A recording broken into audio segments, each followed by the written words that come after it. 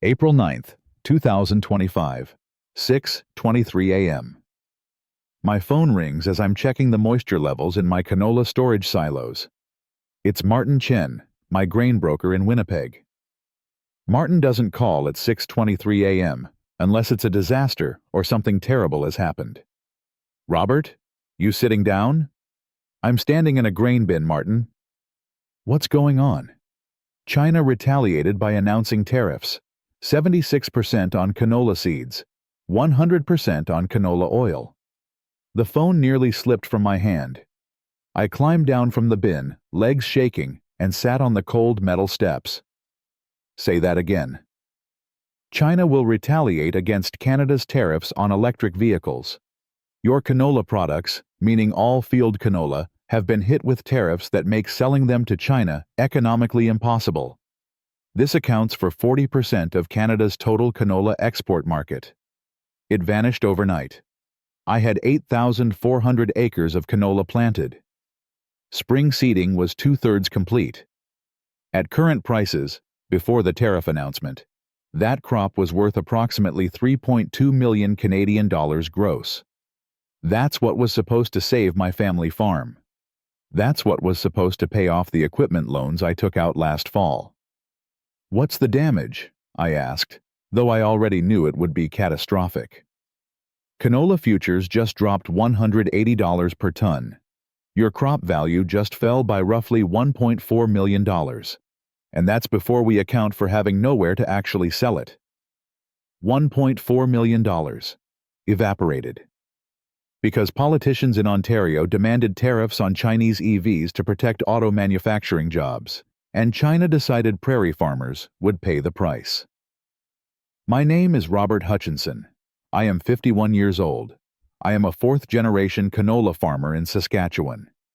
This is the story of how Doug Ford's protectionist policies ruined my livelihood, how Mark Carney's refusal to sacrifice farmers in favor of protecting auto workers failed to save me, and how I was forced to make the impossible choice of leaving farming in Canada and moving to Australia. Let me take you back 3 months, to January 2025. Before the tariff wars. Before the retaliation. Before everything collapsed. Family farms. Hutchinson. Approximately 90 minutes northeast of Saskatoon, in rural Saskatchewan, are 12,000 acres. This land was homesteaded by my great-grandfather in 1947. My grandfather made it larger. My dad updated it. And my son Owen, who recently received his degree in agronomy from the University of Saskatchewan, was to inherit it from me. We ran a diversified operation. 8,400 acres canola, 2,800 acres spring wheat, 900 acres peas. However, our anchor crop was canola, the source of revenue. Nearly half, or 43% of our canola was exported to China. Our largest customer was them. Dependable market, steady demand, reasonably priced. Our 2024 harvest had been excellent. 42 bushels per acre average on canola. We'd grossed 4.1 million Canadian dollars. After expenses, fuel, fertilizer, equipment, land payments, labor, we netted about $890,000. Best year we'd had in a decade. We'd invested heavily in 2024. New John Deere combine, $625,000. Upgraded sprayer system, $180,000. Additional land purchase, $920,000 financed. Total new debt, $1.725 million at 6.8% interest. The plan was solid. Strong canola prices plus increased acreage would generate enough revenue to service debt while building equity. Owen would eventually take over a profitable, modernized operation. Financial snapshot. January 2025. Total farm value, $11.2 million. Land, equipment, buildings. Total debt, $4.8 million. Annual revenue target, $4.5 million. Annual expenses, $3.2 million. Target profit, $1.3 million. Debt service, $380,000 annually. It was tight, but manageable. We'd run the numbers 100 times. As long as canola prices stayed reasonable and we maintained China market access, we'd be fine. My wife Jennifer managed the farm bookkeeping while working part-time as a rural healthcare nurse. Our daughter Emma was in her second year studying agricultural economics at USSAK. Owen was transitioning into full-time farm operations. We weren't rich, but we were stable, generational, building something to pass down. Until Doug Ford decided Ontario auto jobs were worth more than prairie farms. To understand how this disaster happened, you need to understand the politics. March 2025. Doug Ford, Premier of Ontario, political loudmouth, self-appointed champion of auto manufacturing, launched his crusade. He demanded that Prime Minister Mark Carney maintain 100% tariffs on Chinese electric vehicles. Ford's argument: 157,000 Ontario jobs depend on auto manufacturing. If cheap Chinese EVs flood our market, we lose those jobs. Carney must protect Canadian workers. Never mind that China would undoubtedly retaliate in response to those tariffs. Ignore the fact that Canada's economy is not limited to Ontario.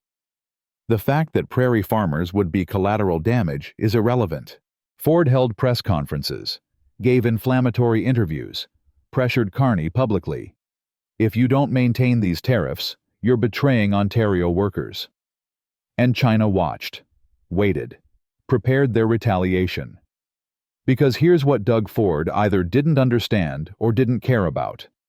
China doesn't just buy Canadian canola because they're nice. They buy it because it's high quality and competitively priced. But if Canada makes trade hostile, China has options. Ukrainian canola, Australian canola. They don't need us. April 8, 2025. Carney held a press conference. A reporter asked directly, "Will you maintain 100% tariffs on Chinese EVs as Doug Ford demands?" Carney's response was diplomatic but firm. "My responsibility is to all Canadians, not just one province." We must balance regional interests. Protecting Ontario auto manufacturing at the expense of prairie agriculture is not strategic leadership. It's sacrificing some Canadians for others. We're pursuing diversification instead of choosing winners and losers. Translation: No, Doug. I'm not destroying prairie farmers to save your political reputation. Doug Ford exploded. Called Carney weak on trade and abandoning Ontario workers. Accused him of appeasing China at Ontario's expense. And China, watching this political circus, made their move. April 9, 2025. Retaliatory tariffs announced. 76% on canola seed. 100% on canola oil. The message was clear. You want trade war? Here's trade war. Ontario demanded protection. Prairies pay the price. That morning, after Martin's phone call, I walked back to the house in a daze. Jennifer was making breakfast. Owen was planning his seeding schedule. Emma was home for a few days between semesters. Normal farm morning. Except nothing would ever be normal again. "We have a problem," I said. I explained the tariffs, the retaliation, the price collapse, the market closure. Jennifer went pale. "How bad?" I pulled out my laptop, started running numbers on our farm management software. We have 8,400 acres of canola. At pre-tariff prices, that was worth $3.2 million gross. With the price drop and lost China market access, we're looking at maybe $1.9 million if we can even find buyers. That's a $1.3 million revenue loss. Can we absorb that? No. Our debt service is $380,000 annually. Our operating expenses are $3.2 million. We need $3.58 million just to break even. Even with wheat and peas, we'll be short about $900,000 this year. Owen spoke up quietly. What about next year? If China's market is closed long term? I didn't want to answer, but he deserved honesty. If this is permanent, we're bankrupt within 18 months. Maybe sooner. The room went silent. 4 generations of farming. Gone. Because Doug Ford wanted to score political points with Ontario auto workers. Over the next week, the full scope of the disaster became clear. Saskatchewan produces about 11 million tons of canola annually.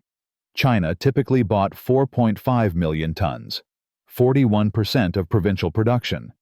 With tariffs making Canadian canola uncompetitive, that market effectively closed overnight. The economic impact: Saskatchewan farmers lost approximately $2.8 billion in canola revenue. Alberta farmers lost approximately $1.6 billion. Manitoba farmers lost approximately $950 million. Total prairie impact: $5.35 billion in lost agricultural revenue. But it wasn't just farmers. Plants that processed canola were shut down. There was nowhere to ship grain elevators. Freight revenue was lost by rail companies. Dealers of farm equipment saw a decline in sales. Rural areas were devastated economically. The Prairie Grain Growers Association held an emergency meeting in Regina on April 15th. I attended. The room was packed with desperate farmers. "This is Ontario's fault," someone shouted. "Ford demanded those EV tariffs. We're paying the price for his political games." "And Carney refused to help," another farmer yelled. "He talks about balancing interests while we're going bankrupt." But the association president, David Morrison, shook his head. "Carney's right, even if it doesn't save us. If he caves to Ford and maintains 100% EV tariffs, China just escalates. Maybe they add wheat tariffs next. Pork, beef. The trade war doesn't end, it expands. Ford wants Carney to sacrifice all of agriculture to protect Ontario auto plants." "So what do we do?" I asked. "Just accept bankruptcy?" "We diversify markets, find new buyers. It'll take years, but—" "I don't have years. I have 18 months before the bank forecloses." No one had an answer to that. Back at the farm, I spent days running scenarios. Every calculation ended the same way: bankruptcy. Scenario 1. Sell canola domestically. Canadian domestic demand: 3 million tons. Saskatchewan supply: 11 million tons. Massive oversupply means prices collapse even further. Estimated sale price: $420 per ton versus normal $680 per ton. Revenue: $1.6 million versus projected $3.2 million. Loss: $1.6 million. Scenario 2. Store and wait. Storage costs: $35 per ton per year. Risk of quality degradation. No guarantee markets improve. China might never return. Holding cost: $294,000 for 1 year. Revenue: unknown, likely still depressed. Risk: extremely high. Scenario 3. Plant different crops next year. But what? Wheat markets were already soft. Peas had limited demand. Switching crops meant learning new production systems, different equipment needs, uncertain markets. Revenue: maybe $2.1 million. Best case: still short, $1.48 million from break-even. Scenario 4. Sell the farm. In a market where every canola farmer was desperate, land prices would collapse. Equipment values would tank. We'd be lucky to cover our debts, let alone have anything left over. Every scenario ended in financial ruin. That night, I told Jennifer, "We're going to lose the farm." She was quiet for a long time. Then, "What if we didn't farm here?" "What do you mean?" "Australia. They're always recruiting experienced farmers. Their canola market isn't dependent on China. Their government isn't playing tariff games that destroy agriculture." "Jennifer, we can't just move to Australia. This is our family's land, 4 generations. And if we stay, there won't be a 5th generation. Owen won't inherit a farm. He'll inherit bankruptcy." I spent the next week researching obsessively. and what I found was both infuriating and illuminating. Australia's agricultural situation. Canola production, 6 million tons annually. Export markets, diversified, EU, Pakistan, UAE, Japan, and yes, some China, but only 15% dependence. Trade policy, stable, predictable, not subject to provincial political grandstanding. Land availability, Western Australia actively recruiting experienced farmers. Government support, immigration pathways for agricultural professionals. Canadian prairie situation, projected canola bankruptcies, 18 to 22% of farmers by end of 2026. Bank foreclosures already beginning, 340 farms in Saskatchewan alone by June 2025. Equipment dealers, 3 major dealerships closed by May 2025. Rural community collapse, towns losing schools, hospitals, businesses. The political circus, Doug Ford kept giving interviews claiming Carney was weak for not maintaining EV tariffs. Carney kept trying to explain that sacrificing prairie agriculture to protect Ontario auto manufacturing wasn't strategy. It was just choosing which Canadians to destroy. But neither approach saved us. Ford's protectionism triggered the crisis. Carney's balanced approach was intellectually correct, but practically useless for farmers facing immediate bankruptcy. It all came together in a quote I came across from an agricultural economist. Doug Ford demanded tariffs without taking into account the consequences outside of Ontario. Mark Carney refused to sacrifice agriculture for auto manufacturing. However, China retaliated against Canada as a whole, disregarding domestic politics. In the conflict between Ottawa's attempt at sensible policy and Ontario's political aspirations, prairie farmers ended up as collateral damage. May 12, 2025. Our bank called. They'd reviewed our financial projections based on post-tariff canola prices. Robert, we're concerned about your debt service capacity. With projected revenue shortfalls, we need to discuss restructuring options. Translation. They were preparing for us to default. That evening, I called a family meeting. Jennifer, Owen, Emma. I've looked at every option, I said. Every scenario ends in bankruptcy if we stay here. We're going to lose the farm within 2 years no matter what we do. So what are you saying? Owen asked quietly. I'm saying we have one option that doesn't end in complete financial ruin. We sell everything now before the market completely collapses. We take what equity we can salvage, and we move to Australia. Emma's eyes went wide. Move to Australia? Dad, this is our home, our family's land. This land will be the bank's land in 18 months. At least if we sell now, we'll have something left. Australia has agricultural immigration pathways.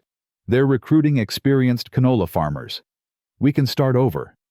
Start over? Owen's voice was bitter. I just graduated to take over this farm. Now you're telling me there's no farm to take over? I'm telling you that if you want to be a farmer, a successful, solvent farmer, it won't be in Saskatchewan. Not with Doug Ford playing political games using prairie agriculture as his bargaining chip. Jennifer spoke up. I've been researching Australian healthcare systems. I can transfer my nursing credentials. There's demand for rural healthcare workers in Western Australia. What about Emma's degree? Owen demanded. What about our lives here? What about bankruptcy? I shot back. What about losing everything Grandpa and Great-Grandpa built, not because we farmed badly, but because Ontario politics destroyed our market? The argument lasted 2 hours.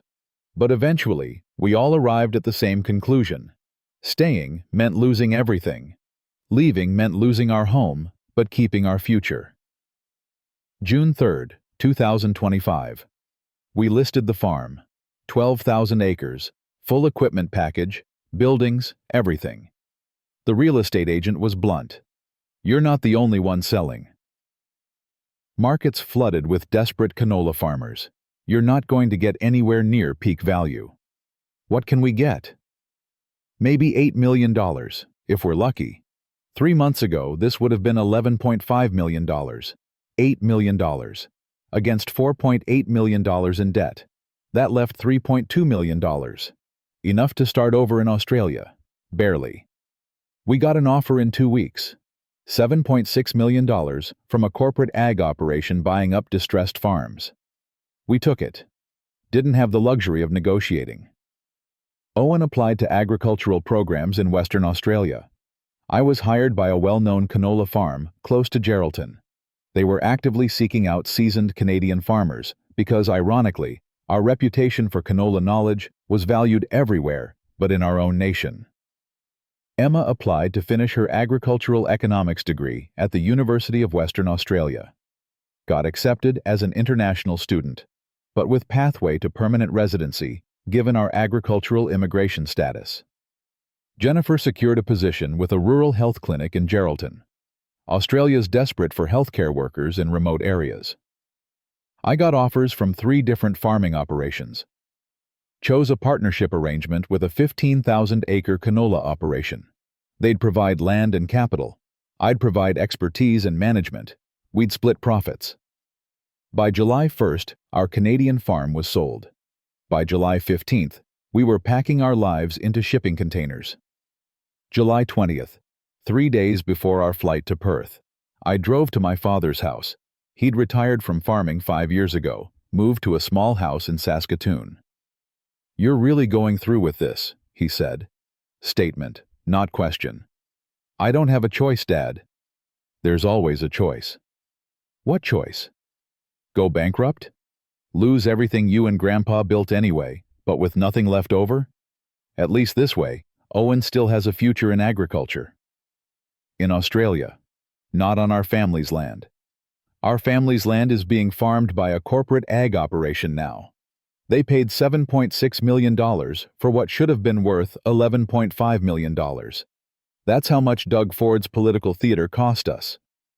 My father was quiet for a long moment. Then, "Your grandfather homesteaded that land in 1947, pulled rocks, broke sod, built every barn with his own hands." "I know." "He survived the 1960s drought, the 1980s farm crisis, the 2002 crop failures. He never quit. He never faced Chinese retaliatory tariffs because Ontario demanded EV protection. The farm crises he faced were weather and markets, acts of God. This is an act of stupid politics, and Carney's balanced approach doesn't pay our debts. So you're just walking away." It hurt, but I met his eyes. "I'm not going anywhere. I'm being forced out. There's a difference. If you can't see that, you're not paying attention to what's happening to prairie agriculture." We didn't part on good terms. He saw it as abandonment. I saw it as survival. July 28, 2025. Calgary International Airport. Boarding flight AC038 to Sydney, connecting to Perth. 4 suitcases. 1 family. Leaving behind 78 years of family farming history. At the gate, Owen sat silently, staring at his phone, looking at photos of the farm, the land he'd expected to inherit, the legacy that Doug Ford's political games and Chinese retaliation had obliterated. "You okay?" I asked. "No," he said honestly, "but I will be." Emma was crying quietly. Jennifer held her hand. "I know this is hard," I said to all of them. "I know you didn't ask for this." Neither did I. But we're not running away. We're refusing to be sacrificial lambs for Ontario's political convenience. The flight attendant announced boarding. We stood, gathered our bags, and walked toward the gate. Behind us was Canada, the prairies, the land my great-grandfather homesteaded, the country that decided prairie farmers were acceptable collateral damage in a trade war we didn't start and couldn't win. Ahead was Australia. Unknown, foreign, but offering what Canada couldn't anymore. A government that didn't play political games with agriculture and markets that weren't 41% dependent on a single country that could shut us down overnight with retaliatory tariffs. It's been 2 months since we arrived in Western Australia. Here's what I've learned. The farming is good. Different climate, different techniques, but fundamentally the same work. Canola is canola. The soil is different, but the principles are the same. Our farming partnership is working well. Australian farmers value Canadian expertise. Our prairie growing conditions are harsher, so we know how to handle adversity. Ironic, considering we left Canada specifically because of adversity. Owen is thriving, working full-time on the operation, already being groomed for increased responsibility. He'll be a farm manager within 5 years, not on our family land, but in a sustainable agricultural system that isn't subject to provincial political whims. Emma loves UWA, already connected with agricultural economics professors, planning research on trade policy and farming resilience. Jennifer's clinic is understaffed but rewarding. She's become essential to the rural healthcare network faster than she expected. But I won't pretend it's perfect. I miss Saskatchewan, miss the prairies, miss knowing my neighbors' families for 3 generations, miss being on land my great-grandfather broke. And I'm angry, furious, not at Mark Carney. He was trying to prevent exactly this disaster by refusing to cave to Ford's demands. But he couldn't stop it. The damage was done the moment Doug Ford decided 157,000 Ontario auto jobs were worth more than prairie agriculture. The numbers from back home keep getting worse. By August 2025, 1,240 Saskatchewan farms listed for sale, 3 times normal levels, agricultural bankruptcies, projected 2,800 prairie farm bankruptcies by end of 2026, rural community collapse, 23 rural Saskatchewan towns lost essential services, schools, clinics, stores, equipment dealers, 11 major dealerships closed across prairies, grain elevator closures, 34 facilities shut down due to volume collapse. Meanwhile, Australia's canola sector absorbed many of the experienced Canadian farmers fleeing the tariff disaster. Estimates suggest 300 to 400 Canadian farming families emigrated to Australia by September 2025. Doug Ford kept giving interviews, claiming Carney's weakness on EV tariffs caused the crisis. Carney kept explaining that sacrificing agriculture for auto manufacturing would have just made the problem worse. But neither narrative helped farmers. We were just casualties of a political fight that never should have happened. People ask me, "Do you regret leaving Canada?" I don't know how to answer that, because it's the wrong question. The right question is, why did Doug Ford's political grandstanding make it impossible to farm in Canada? I didn't want to leave. I wanted to pass on the farm to Owen. Wanted to continue the legacy my great-grandfather started. Wanted to die on land I'd worked for 51 years.